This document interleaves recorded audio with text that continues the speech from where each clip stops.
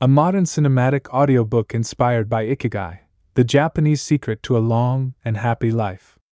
Intro, the island where time moves differently. Close your eyes for a moment and imagine a place where people wake up each morning with genuine excitement. Not because they have to, but because they want to. A place where 90-year-olds tend gardens before sunrise, where centenarians gather to laugh over tea, where the word retirement doesn't exist in the vocabulary. This place is real. It's a small island in Japan called Okinawa. And the people there have discovered something that the rest of the world is desperately searching for. They call it Ikigai. Your reason for being. Your reason to wake up. The invisible thread that connects your heart to the rhythm of life itself. But here's what makes this truly fascinating. Ikigai isn't some mystical secret locked away in ancient temples. It's not about wealth or status or achieving massive goals. It's something far more profound and far more accessible. It's about finding that one thing that makes you feel alive. That activity where time disappears. That moment when you forget to check your phone because what you're doing matters more than anything else. Over the next hour, we're going on a journey together. Not to Japan, but into the heart of what makes life worth living. We'll explore how ordinary people have discovered extraordinary purpose. How small daily actions create long, meaningful lives. How you can wake up tomorrow with more clarity, more energy, more reason to smile. This isn't just about living longer. It's about living better. It's about transforming the way you see your mornings, your work, your relationships, and your future. The people of Okinawa have been living this truth for generations. And today, their wisdom becomes yours. Let's begin. Section 1. The invisible force that keeps you alive. Think about the last time you lost track of time. Maybe you were cooking a meal, building something with your hands, playing with a child, or lost in a creative project. In that moment, you weren't thinking about your age. You weren't worried about tomorrow. You were simply alive. That's the feeling we're chasing. That's Ikigai. In the Western world, we've been taught to chase happiness like it's a destination. We think once we get the promotion, once we buy the house, once we retire with enough money, then we'll finally be happy. But the people who live longest and happiest have discovered something different. They've learned that purpose isn't something you find at the end of a journey. It's something you cultivate every single day. Scientists have studied the centenarians of Okinawa for decades, trying to unlock their secret. They expected to find special diets or genetic advantages. And yes, those things matter. But the real discovery was psychological. Every single person they interviewed had a reason to get out of bed. A garden to tend. A friend to visit. A skill to practice. A community that needed them. When you have Ikigai, your body responds differently. Your immune system strengthens. Your stress hormones balance. Your brain stays sharper longer. Purpose becomes medicine. Here's the beautiful truth. You don't need to discover your Ikigai. It's already inside you. You just need to uncover it. Let's move deeper. Section 2. The 4 invisible circles of meaning. Imagine 4 circles slowly coming together. Each one represents a different part of your life. And where they overlap in the center, that's where the magic happens. The first circle is what you love. The activities that make your heart race with excitement. The things you do even if nobody paid you. Even if nobody watched. The second circle is what you're good at. Your natural talents. The skills you've developed over time. The things people come to you for help with. The third circle is what the world needs. The problems you see around you. The pain you want to ease. The change you want to create. The fourth circle is what you can be rewarded for. Not necessarily money, though that helps. But recognition, gratitude, impact, exchange. Most people spend their entire lives living in just 1 or 2 circles. They do what they're good at but don't love it. Or they love something but never develop the skill. Or they chase money without caring if the world needs what they offer. But Ikigai lives in the center, where all 4 circles meet. A woman in Okinawa spends her mornings weaving traditional baskets. She loves the meditative rhythm of her hands. She's mastered the craft over 60 years. The village needs her baskets for ceremonies. And people pay her with vegetables and fish. That's Ikigai. Simple. Clear. Whole. You don't need to change your entire life overnight. You just need to start noticing where these circles might overlap for you. Even a little bit. This brings us to a powerful shift. Section 3. Why retirement is a dangerous illusion. Here's something most people don't realize until it's too late. The moment you stop having a reason to wake up, your body starts shutting down. In Western cultures, we celebrate retirement as the ultimate goal. Work hard for 40 years so you can finally relax and do nothing. But research shows a disturbing pattern. Many people who retire without purpose experience rapid health decline. Depression increases. Cognitive function drops. The body interprets lack of purpose as a signal that survival is no longer necessary. In Okinawa, there's no word for retirement. Elders don't stop contributing. They shift roles. The fisherman becomes the teacher. The farmer becomes the storyteller. The healer becomes the mentor. They understand something profound. You don't work to retire. You work because work gives life meaning. But here's the key distinction. We're not talking about soul-crushing jobs you hate. We're talking about purposeful activity. Flow. Contribution. Mattering. Your brain doesn't distinguish between paid work and meaningful activity. It only knows whether you feel needed. A 93-year-old man in Okinawa wakes at dawn to sweep the temple steps. Nobody asks him to. Nobody pays him. But he does it because the community gathers there. His action creates space for connection. That's his Ikigai. What if instead of counting down to retirement, you started building a life so meaningful you'd never want to retire from it? That changes everything. Let's explore how. Section 4. The morning ritual that rewires your brain. Every master of longevity has a morning ritual. Not because they read it in a book, but because their body taught them. When you wake up with purpose, your brain releases specific chemicals. Dopamine for motivation.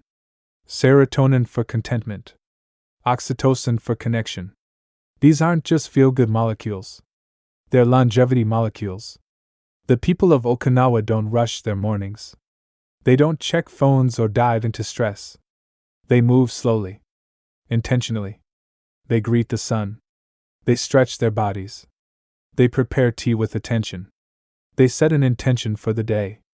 This isn't about perfection. It's about presence. Modern neuroscience confirms what these elders knew instinctively. The first hour of your day sets the tone for everything that follows.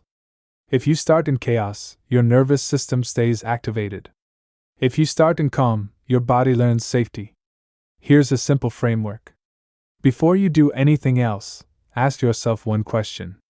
What is my reason to be awake today? Not your obligations. Not your to-do list. Your reason. The thing that genuinely matters to you. Maybe it's a project you're excited about. Maybe it's a person you'll see. Maybe it's a small act of creativity or service. When you anchor your morning in purpose, everything else flows differently. Tasks feel lighter. Challenges feel manageable. Time feels abundant. You're not just getting through the day. You're living it. This brings us to the heart of behavior change. Section 5. Small actions, giant ripples. Here's the truth most people miss. Transformation doesn't come from massive changes. It comes from tiny, consistent actions repeated over time. The centenarians of Okinawa don't exercise for 2 hours at a gym. They walk to a neighbor's house. They garden for 20 minutes. They stretch while waiting for water to boil. Movement is woven into life, not added on top of it. They don't follow strict diets. They eat until they're 80% full. They choose vegetables because they grow them. They share meals because community nourishes more than food alone. These aren't disciplined strategies. They're lifestyle designs. Western psychology has a concept called habit stacking. You attach a new behavior to an existing routine. The people of Okinawa have been doing this for centuries without naming it. After morning tea, tend the garden. After lunch, take a short walk.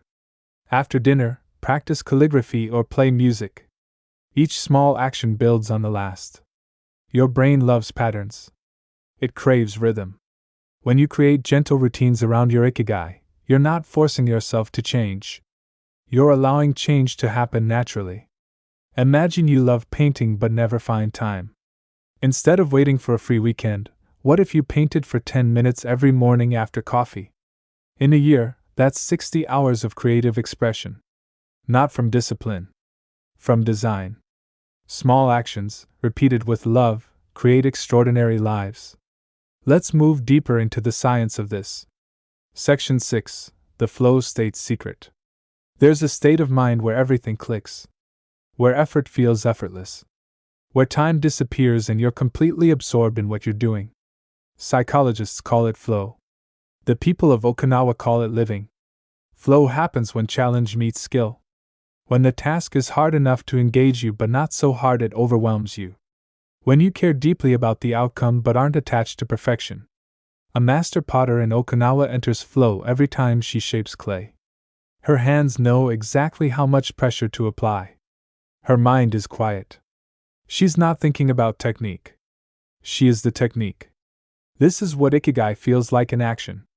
Not constant bliss, but deep absorption. Presence. Aliveness. Here's what modern neuroscience shows. When you're in flow, your brain enters a unique state. The prefrontal cortex, responsible for self-criticism and overthinking, quiets down. Your sense of time shifts. Your performance peaks. And afterward, you feel deeply satisfied. You can't force flow. But you can create conditions for it. Remove distractions. Choose activities that genuinely interest you. Set clear goals but stay flexible. Practice regularly so skill grows alongside challenge. Most people never experience flow because they never commit to anything long enough. They dabble. They multitask. They wait for inspiration instead of building the conditions that invite it. Your Ikigai lives in flow. Find the activities where you lose yourself, and you'll find yourself. This brings us to a powerful shift in identity. Section 7. You are what you do daily. Here's a question that might change your life. Who are you when nobody's watching? Not your job title. Not your social media persona. But your actual daily behaviors.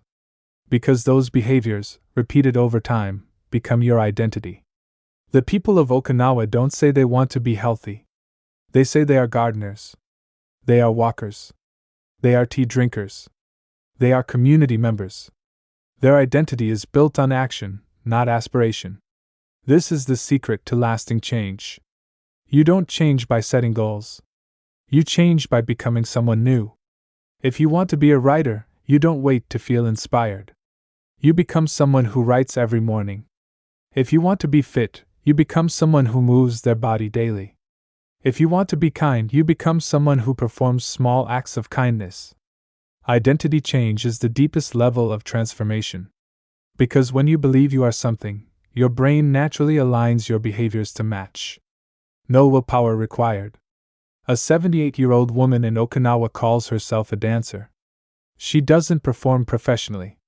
She dances alone in her home for 20 minutes each morning. But she is a dancer. And because of that identity, she never skips her practice. What identity would you love to claim? Not someday. Today. The bridge between who you are and who you want to be is built one small action at a time. Let's explore how to build that bridge. Section 8. The community you keep determines the life you live. Loneliness kills. Not metaphorically. Literally. Studies show that social isolation is as dangerous to your health as smoking 15 cigarettes a day. The people of Okinawa understand this in their bones. They have a tradition called moai. A social group formed in childhood that stays together for life. They meet regularly. Support each other. Celebrate together. Grieve together. Your moai is your chosen family. And the quality of your life is deeply connected to the quality of these relationships. But here's what's fascinating. These relationships aren't just emotional support. They're behavioral mirrors. You unconsciously adopt the habits of the people you spend time with. Their energy becomes your energy. Their standards become your standards. If you surround yourself with people who complain, you'll complain more. If you surround yourself with people who create, you'll create more. If you surround yourself with people who have purpose, purpose becomes natural. This isn't about cutting people off. It's about intentionally building community around your values. Finding your tribe. Creating space for people who lift you higher. A man in Okinawa meets his moai every Tuesday evening. They drink tea, share stories, and discuss their projects. Each person has Ikigai, and together they reinforce it in each other. Who are the people in your life who remind you of who you want to be? Spend more time with them. And be that person for others. Let's move into the practical tools. Section 9. The art of staying curious like a child. Watch a child explore the world. Everything is fascinating. A leaf. A shadow. A puddle. They ask endless questions. They don't worry about looking foolish. They're pure curiosity. Then watch most adults. We stop asking questions. We assume we know how things work. We lose wonder. And with it, we lose a vital part of what keeps us mentally alive. The centenarians of Okinawa have retained something most adults lose. They stay curious. They learn new skills in their 80s. They ask questions in their 90s. They remain students of life until the very end. Curiosity is not a personality trait. It's a practice. A muscle you can strengthen. Every day, approach one ordinary thing as if you're seeing it for the first time. Your morning coffee. The way sunlight hits the wall. The expression on a stranger's face. Ask yourself, what am I not noticing? When you stay curious, your brain stays plastic. Neuroplasticity, the brain's ability to form new connections, doesn't disappear with age. It weakens when you stop challenging it. A 92-year-old woman in Okinawa recently learned to use a smartphone. Not because she needed to. Because she was curious. That curiosity keeps her mind sharp. Her friends say she remembers more than people half her age. Your Ikigai thrives on curiosity.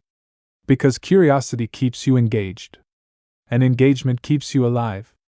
Let's shift to a different kind of nourishment. Section 10. Eating as meditation, not obligation. Food is not just fuel. It's connection. Culture. Memory. Ritual. The people of Okinawa eat slowly. They savor. They pay attention. They stop when they're 80% full, a principle called hara hachibu. Not because they're dieting. Because they're listening. In Western cultures, we eat while scrolling, driving, working. We disconnect from the experience. Food becomes a transaction instead of a relationship. But when you eat with presence, something shifts. Your body digests better. You notice satisfaction sooner. You develop intuition about what nourishes you. This isn't about restriction. It's about awareness. A grandmother in Okinawa grows her own vegetables. She knows the soil they came from, the season they ripened, the hands that harvested them. When she eats, she's not just consuming nutrients. She's honoring life.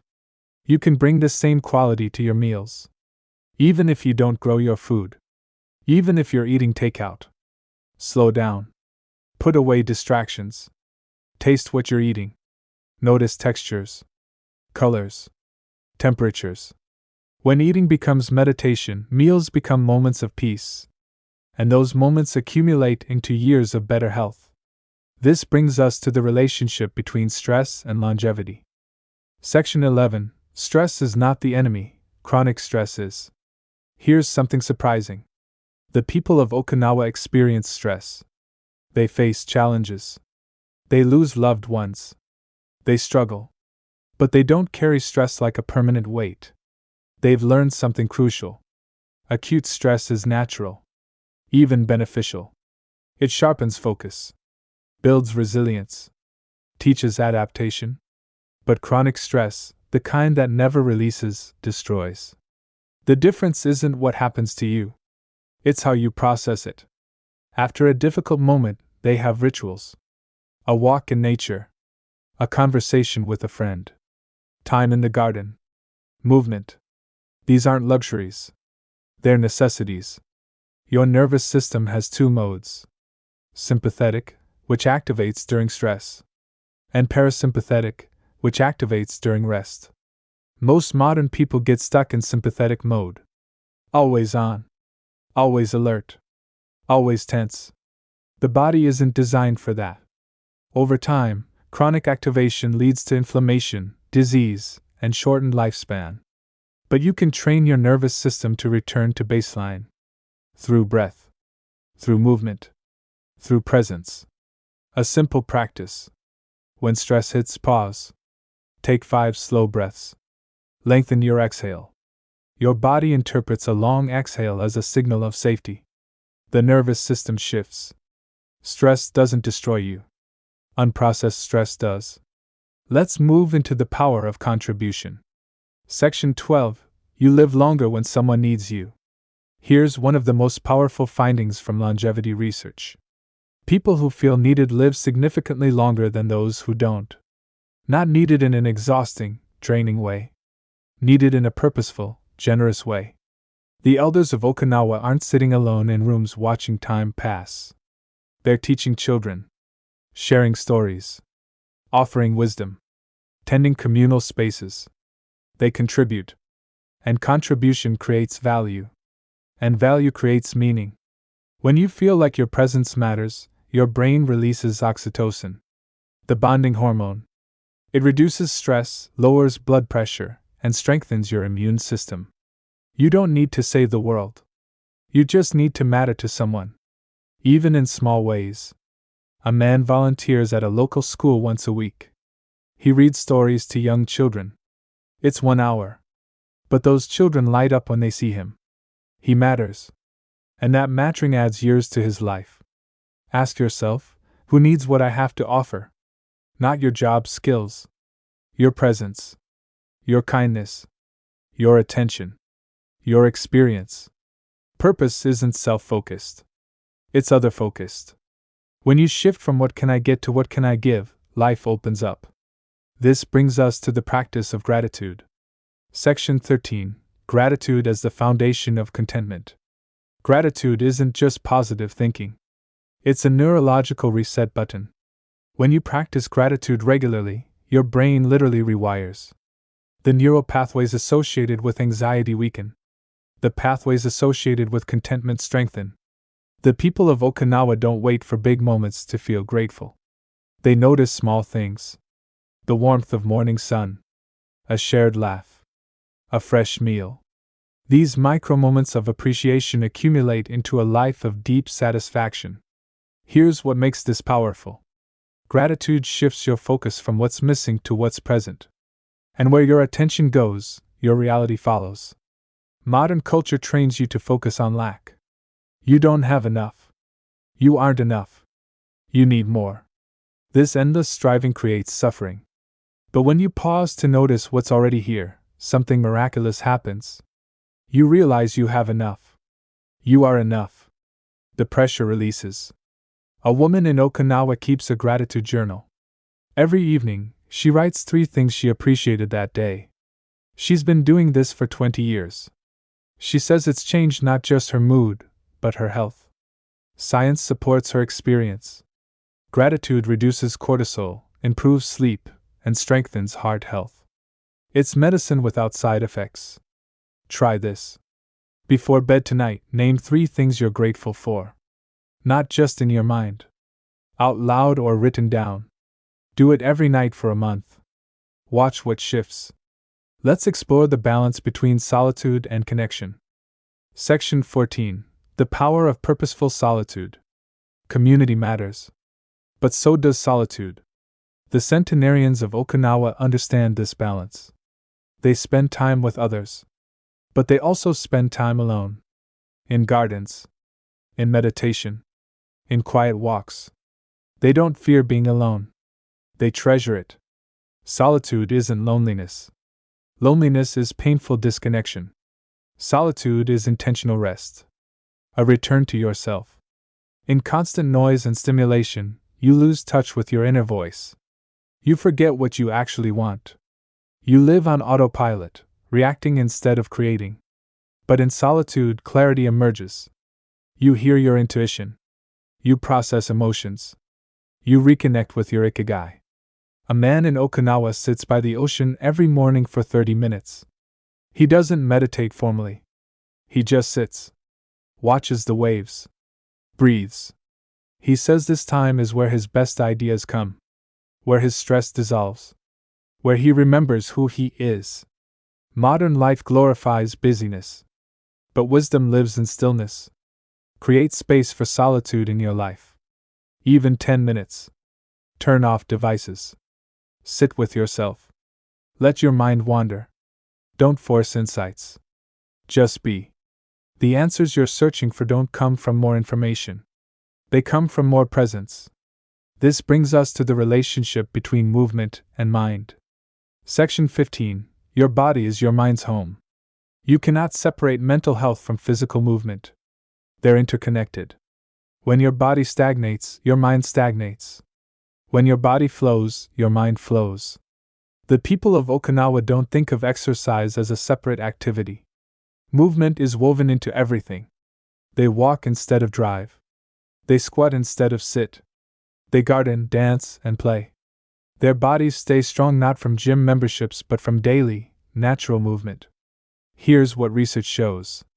Regular movement increases BDNF, brain-derived neurotrophic factor. This protein helps your brain form new neural connections. It's like fertilizer for your mind. Movement also regulates mood.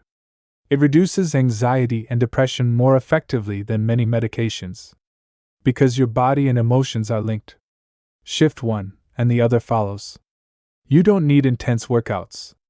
You need consistent, joyful movement. A 76-year-old woman in Okinawa dances alone in her kitchen while cooking. She moves her hips, sways her arms, smiles. This isn't exercise. It's expression. But it keeps her mobile, balanced, and happy. Find movement you love. Not punishment. Play. And do it often. Your body is the vehicle for your Ikigai. Care for it not out of vanity but out of respect. Let's move into the art of acceptance. Section 16. Accepting what you cannot change. One of the deepest sources of suffering is resistance. Fighting reality. Wishing things were different. Holding on to control you don't have. The people of Okinawa have faced typhoons, wars, poverty, and loss. They didn't escape hardship. They learned to accept it. Acceptance doesn't mean giving up. It means releasing the fight against what already is. Saving your energy for what you can actually influence. There's a concept in Japanese culture called wabi-sabi. The acceptance of imperfection. The beauty in things that are impermanent, incomplete, and imperfect. A cracked bowl isn't ruined. It's unique. A weathered face isn't shameful.